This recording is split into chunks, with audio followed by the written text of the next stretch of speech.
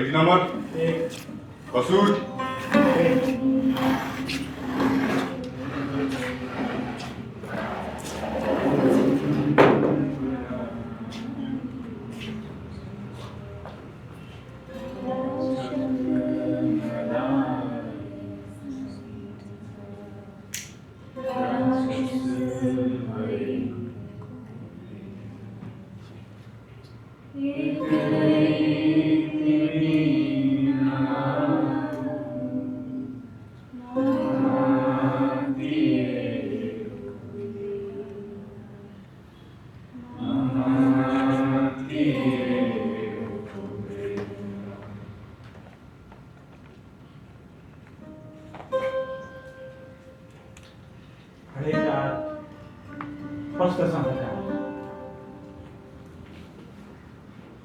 अपहेलना निमोट छ कोमल कोमल कोकिलासरी निधरीको कष्ट मुठी भेटाउँछ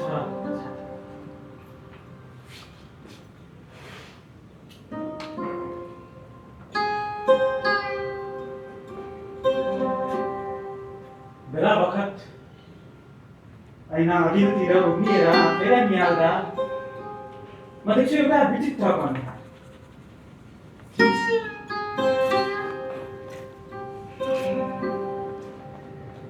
मानौ कुनै जनावर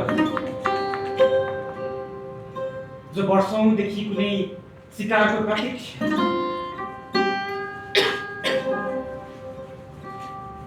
छिटोरिएका छन् उसका अनुहार विफलताका ती तीखा नगा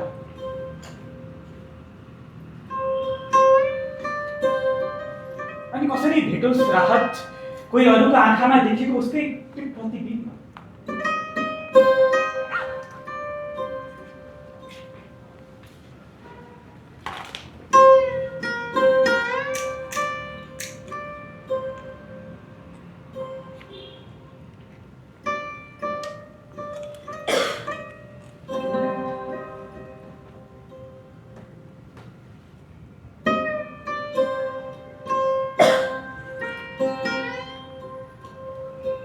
रातको हरेक प्रहर बित्दै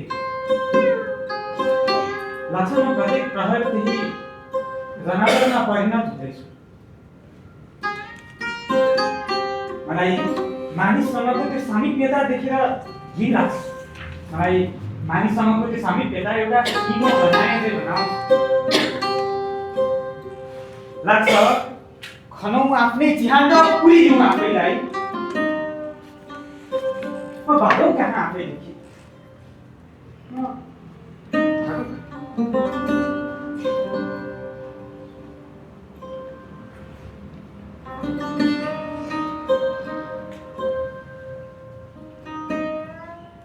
बेला बखत जब कुनै गुलजार व्यक्ति आउँछ आफैमा त्यो महत्ता उसको महत्ता भन्दा आफ्नो स्मृतिको चिहानबाट आएको गन्ध चर्को लाग्छ उसको सुमधुर बोली भन्दा मस्तिष्कको कुनै प्रदूषित कुनामा गुनगुनाउने माखाको स्वर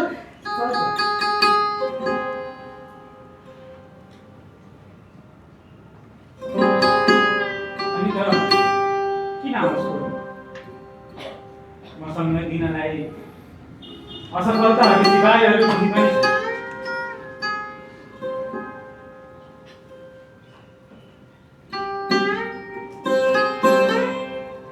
छैन किन आओस् कोही बल्ल तल्ल समेटेका भावनाहरूलाई फेरि भत्काउनु किन आओस् कोही बडो निर्ममताले बाँधेको मुटुलाई गिजोली दिन भुडली दिन किन आओस् कोही बन्द कोठाका राजहरूलाई फेरि खुल्ला पारिदिन किन आओस् कोही मेरा लाचारिताको प्रदर्शन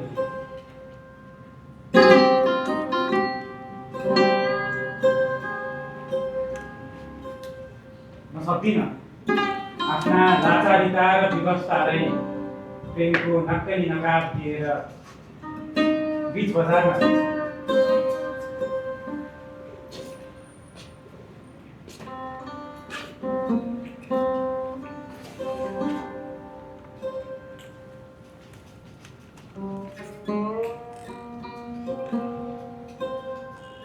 सक्दिन आफ्ना भोकहरूलाई प्रेमको ईश्वरीय लेप लगाएर हुँदै नभएको आत्माको प्रमाण दिनु। अब रहेन म भित्र अभिनयको अभिलाषा, अब रहेन म भित्र त्यो प्रेम प्रतिभा। कसरी कसरी टिप्न सक्छु म त्यो बगानमा फुलिरहेको फुल अनि त्यसलाई बास्ना होइन प्रेम भनिदिन्छु।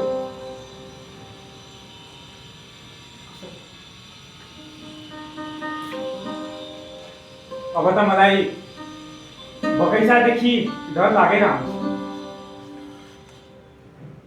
फुलको सुवासमा म केवल छटपटी भेटाउँछु, छटपटी जसले कि रोज छटपटी जसले कि रोज।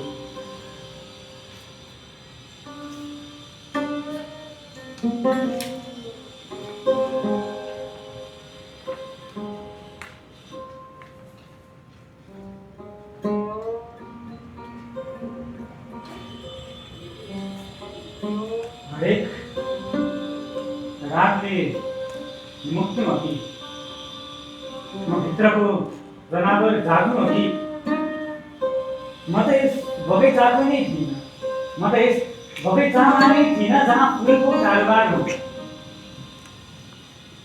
यहाँ त स्वयं कस्तुरीको बास्ना हराउँछ।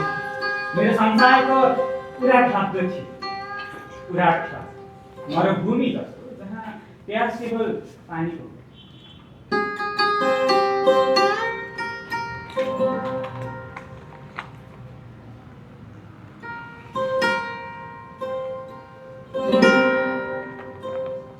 तर एक दिन, एक साँझ, एक रात कुनै बगैँचाबाट आउँछ यस्तो कुसुमी, आफूभित्र त्यही कस्तुरी सुगन्ध लिएर कोमलता, लिएर प्यास र तृप्त हुनु। आफैभित्र त्यो पिछडा जहाँ कैद हुँदा हुँदै पनि म हर्षले गर्दछु।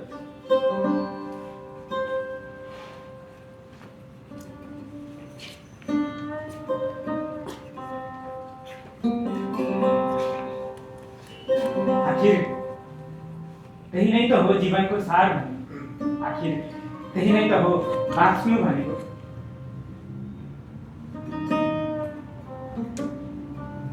यस्तो सागरमा जसका छालहरूले डुबाउँदा डुबाउँदै पनि म एउटा यस्तो संसारमा पुग्छु, यस्तो संसार जहाँ एक्लो हृदयले पुग्न सक्छ।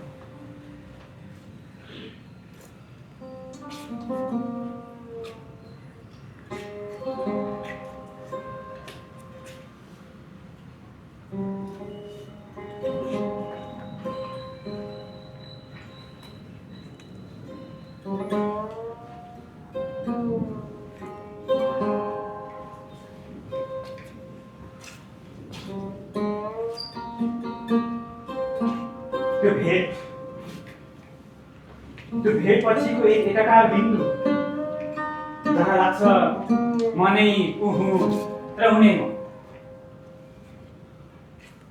जहाँ खुल्ला छन् इन्द्रियका आयुधीनहरू।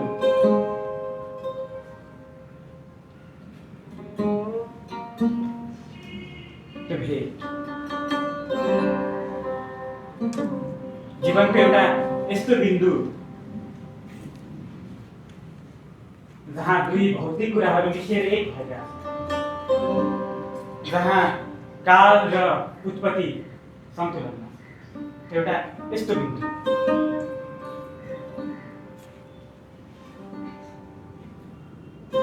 जहाँ हृदयले फाल्छ एउटा हुरी चाहिँ भेट र त्यो हुरी चाहिँ बेगमा मिसिएर म कतै अन्तै पुगिदिन्छु। उसको महत्तामा महकिएर म केही अर्कै भइदिन्छु।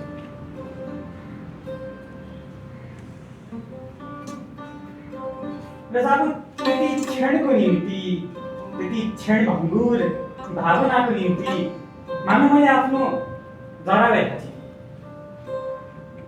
मानव कि मैले आफ्नो बाह्रपनको सौदा गरेँ।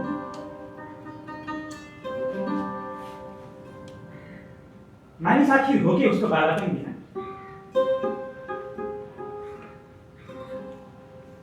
एक राक्षस, एक अपराधी, मानिस आखिर हो कि उसको विगत बिना? एक मासुको थुप्रो, एक पशु, उसको त्यो समय बिना जहाँ अबोधता विद्यमान हुन्थ्यो, जहाँ सरलताले निधरी बोलाउँथ्यो।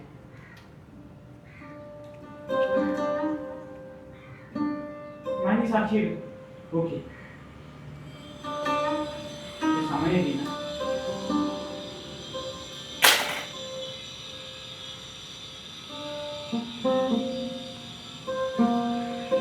यहाँ त प्रेम गर्नलाई आफूलाई श्रृङ्गार्नुपर्छ। जबसम्म तिमी आफूलाई श्रृङ्गार्दैनौ तबसम्म तिमी प्रेममा नालायक कहलिन्छौ। जबसम्म तिमी त्यो नकाब लाउँदैनौ तबसम्म तिमीलाई कसैले प्रेमको लायक सम्झिँदैन। जबसम्म तिमी आफूभित्रको त्यो बालालाई समेट्दैनौ तबसम्म कसैले तिमीलाई मानिस सम्झिँदैन। तर म त नालायक छु। म त प्रेमलाई नै घृणा गर्दिन्छु। प्रेमलाई घृणा गर्नु भनेको भोक लाग्दा भोजनलाई घृणा गर्नु छ। मर्छौ तिमी निसासिएर उठ्मुठी लिएर, अनि श्रृङ्गारिएका मुहारहरू आउँछन् तिम्रो अघि, थुकिदिन्छन् तिम्रो कुरूपतामाथि, तिम्रो विशालतामाथि, तिम्रो अस्तित्वमाथि। अनि के गर्छौ?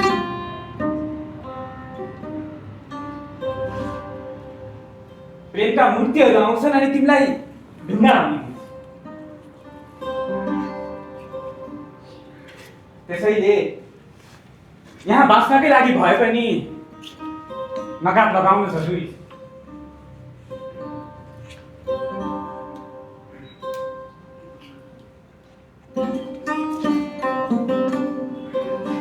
यहाँ कसैलाई प्रेम गर्नकै लागि भए पनि बगैँचामा फुलेका फुलहरूलाई ढाकिदिन जरुरी छ।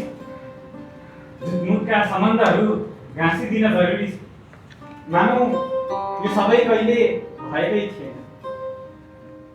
मानौ